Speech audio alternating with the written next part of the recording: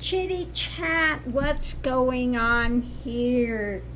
Oh my goodness. Well, as you know, I had the gamma knife surgery and I'm still reeling from that, dizzy and all the stuff that goes with that. And I've had anemia for a number of years. Of course, doesn't help anything with it, but I had to go in for the blood tests. And I thought they were checking my A1C, but they weren't. They were checking my iron levels.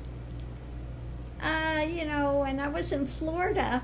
They told me to go to the hospital immediately, and I was not to drive myself. I was supposed to have somebody else drive me, and they wanted to give me a transfusion because my iron level was 7, okay? And it's supposed to be 20 and above, okay? They say that dangerously low is 10.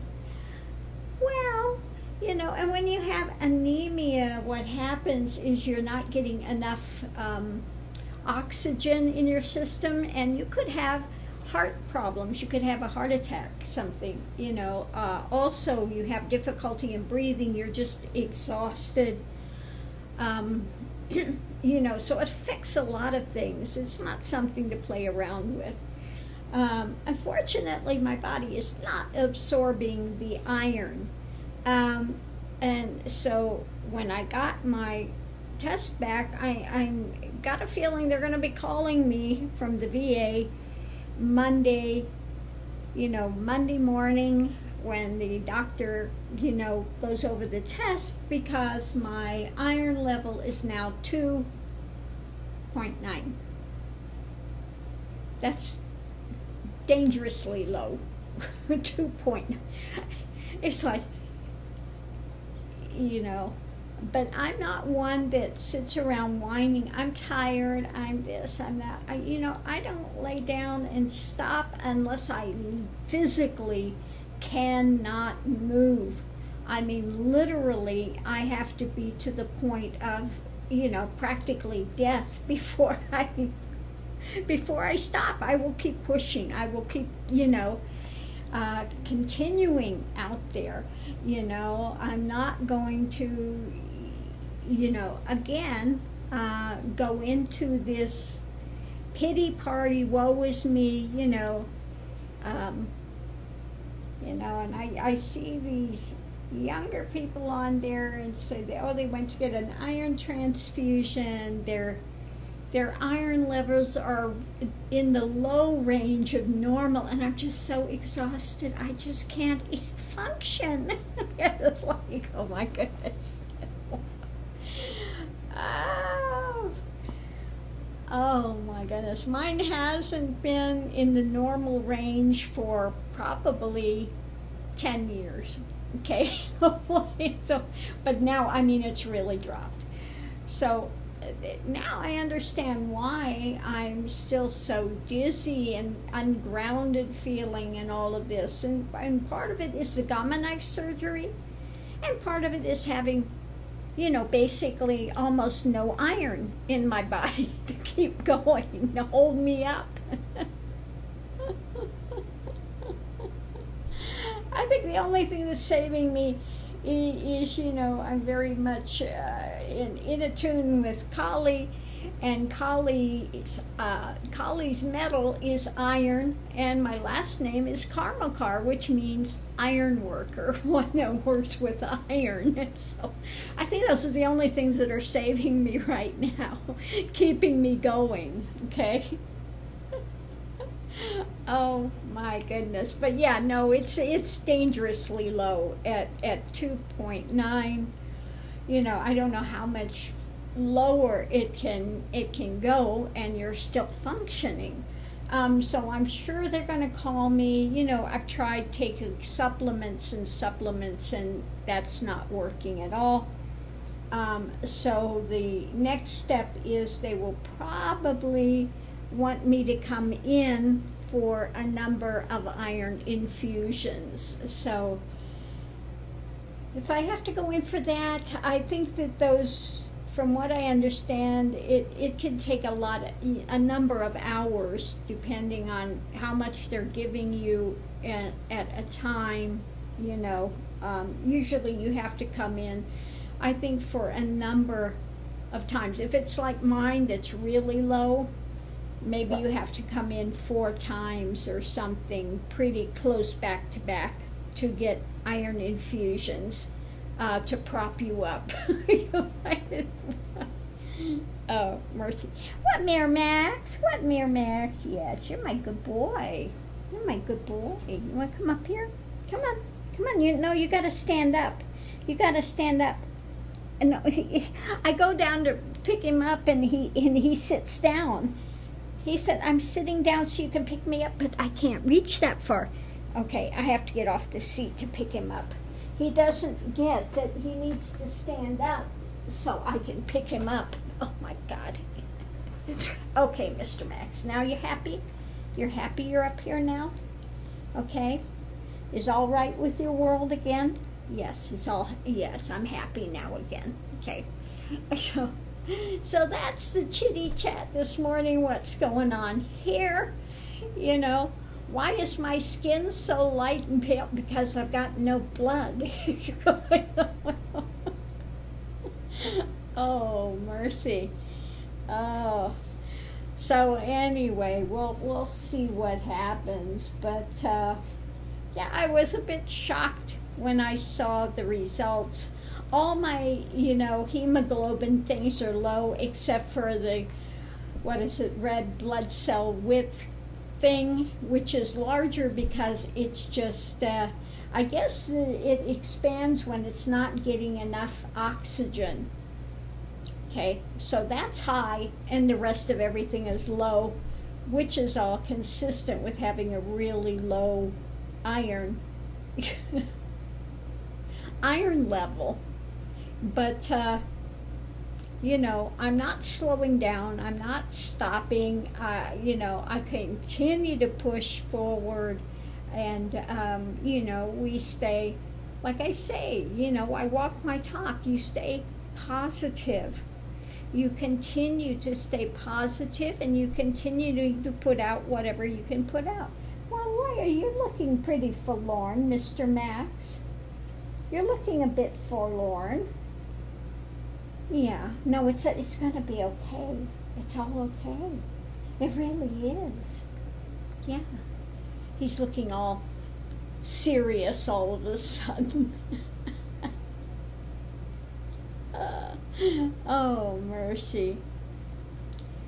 But yeah, you know, again, you just keep doing what you're doing, and you don't latch on to that mindset of, oh my God, my iron is low. I'm so tired. I can't function, you know, and get in that mindset. And what you do is just make yourself more ill, okay? Isn't that right, Mr. Max? Isn't that right, Mr. Max? What do you have to say about that? Yeah? So yeah, you just don't get into that type of mindset, because it doesn't aid anything, doesn't help anything, doesn't make it better. It just winds up draining you more, and you need all your reserves, you know, to continue forward. So again, if you are, you know, like me, and like I said, this is another reason I have to continue to mask up, because with that low of iron and that drastic of anemia, my immune system is just really, you know, it's not good, okay? So I have much more of a propensity to get a virus or something, unless I really mask up and continue to monitor things like that. And with your immune system really low like that, you would have much more of a chance of really going downhill fast, rapidly with something like that, because you just don't have the body doesn't have enough to fight it, to fight a virus. Okay, so if you're like me and you have a low immune system, really you need to continue to mask up. Now I can tell you when it's really low like this, just this lifting this cup of coffee is an effort. It feels like it's about 10 pounds at the moment. I mean, and all you can do is laugh. You know, all you can do is, it's like it says, pick joy. Pick joy. All you can do is laugh at it, you know, and you do the best you can do. You know, like I would really like to get in here and be able to do real heavy cleaning in here and stuff, but I just don't have the energy to do it now. I really just don't. So you do what you can do, you know, and you just keep going forward, you know, and I have no illusions, you know, about mortality. We're all going to exit this planet at some point in our existence. And like I said, the body, you know, I'm 71. The body wears out. Things wear out. And that's just the reality of the way things are. So we continue just to go forward the best we can, continue to give the best we can for as long as we can. While we're on this planet, we take care of ourselves the best that's possible. So I will be going in for iron infusions, or, you know, yeah, I'm sure they're going to tell me to come in for those. And it's something, at 2.9, I can't ignore it, okay? Because that's to the point of dangerously low. They say 10 is dangerously low. 2.9 is really low. I don't know how it could drop much further. And again, you're still functioning, so I guess I'm going to have to bite the bullet, and if they tell me to come in. And so I know that as soon as the doctor reads that report, probably Monday or Tuesday, I will be getting a call that's saying, Ms. Karmakar, this is the VA. Could you come in for an appointment? The doctor wants to see you ASAP. Of course, they're not going to tell me because my tests are extremely low, you know. They're just going to tell me, your doctor needs to see you for an appointment.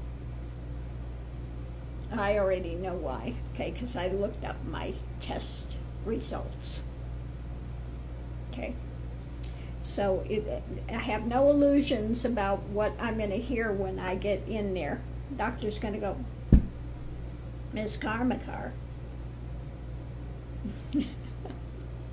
your tests are very low. We need to do an infusion. You need to come in. Yeah.